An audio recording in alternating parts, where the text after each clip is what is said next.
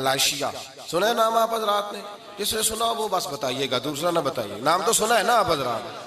Malaysia میں کوئی جماعت نہیں گئی کلمہ پڑھانے کے لیے، فوجی نہیں گئے، سارا ملک مسلمان ہو گیا۔ کیسے مسلمان ہوا؟ 2 صحابی تھے، ان کا کام نہیں چلتا تھا، ان کی دکان تھی طائف میں، کاروبار نہیں چلتا تھا، دونوں نے ارادہ کیا، کہنے لگے یہاں کام نہیں چلتا، جگہ بدل نہ لیں؟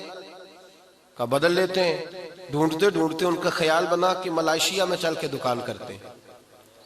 اس ملک کے اندر آ گئے، یہاں 2 صحابہ نے دکان ڈال لی، سودا بھی کھرا دیتے، بات بھی کھری کرتے، دلوں میں بھی سچ تھا، زبانوں پہ بھی کاروبار کرنے آئے، کاروبار، زبان بھی سچی، دل بھی سچا، بات بھی سچی۔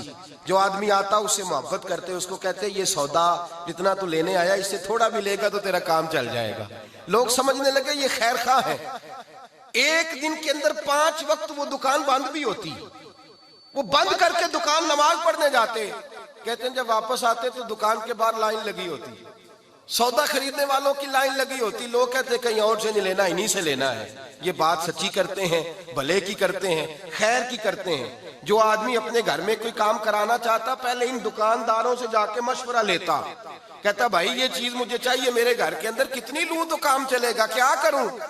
دکان ان 2 حضرات کی دکان، او بھائی دکان پہ بیٹھے ہیں صحابہ، لوگ مشورہ لیتے، وہ مشورہ دیتے، لوگ ان سے سوال پوچھتے، وہ جواب دیتے، انہیں سودا دیتے، بات چیت ہوتی۔ لوگ ان سے پوچھتے ہم نے تو دھرتی دیکھی ہے، تم جیسے نہیں دیکھے، ہم نے زمانہ دیکھا ہے، بڑی بڑی دکانوں پہ گئے ہیں، تم جیسے نہیں دیکھے، تم کون ہو؟ تو صحابی ایک دوسرے کا منہ دیکھتے اور دیکھ کے کہتے ہم کون ہیں؟ تم نے ابھی ابو بکر صدیق کو نہیں دیکھا۔ ہم کون ہیں؟ تم نے ابھی عمر فاروق کو نہیں دیکھا۔ ہم کون ہیں؟ ابھی تو تم نے عثمان غنی کو نہیں دیکھا۔ ہم کون ہیں؟ ابھی تم نے علی ابن ابی طالب کو نہیں دیکھا۔ اور فرمایا ہم تو نوکر ہیں، ابھی تم نے محمد عربی کو نہیں دیکھا، ابھی تم نے سید عالم کو نہیں دیکھا۔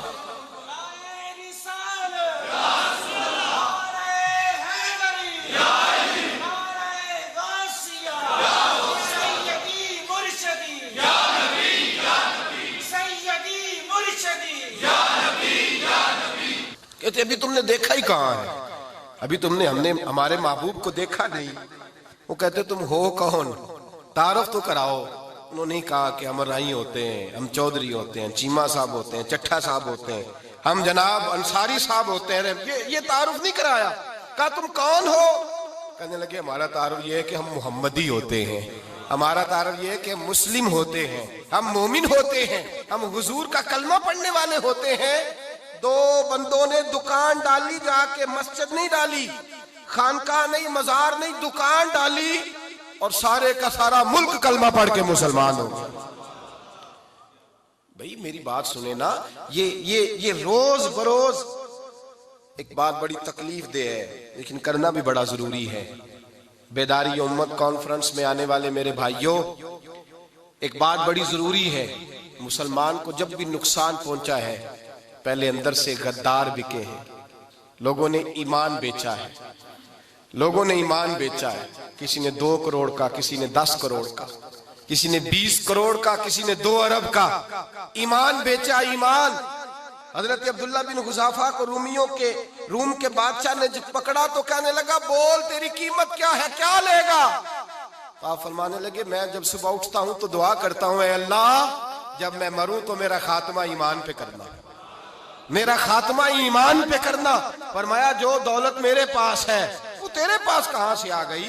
میں ایماندار ہوں، یہ سب سے بڑی دولت ہے۔ میرے بھائی یاد رکھیں، سب سے پہلی بات یہ ہے بحیثیت مسلمان، بحیثیت مومن، بحیثیت ایک رسول اللہ کے غلام کے، ہمیں اپنے خیالات کے اندر، سوچوں کے اندر، ہمیں اپنے مزاج کے اندر ایک دوسرے کے ساتھ ہمیں تھوڑا سا نرمی پیدا کرنی پڑے گی، ہمیں پورے طور پر اپنی تربیت کرنا ہوگی، ہم اپنے وعدے کو نبھا کریں، ہم جس ذمہ داری پہ ہمیں بٹھایا گیا ہے ہم اس ذمہ داری کا پاس اور لحاظ کریں، ہم احساس پیدا کریں کہ ہمارے کردار و عمل سے کوئی دور ہو رہا ہے یا قریب ہو رہا ہے۔ اقبال کہتے ہیں کوئی کارواں سے ٹوٹا کوئی بدگماں حرم سے، کہ میرے کارواں میں نہیں خوب دل نوازی۔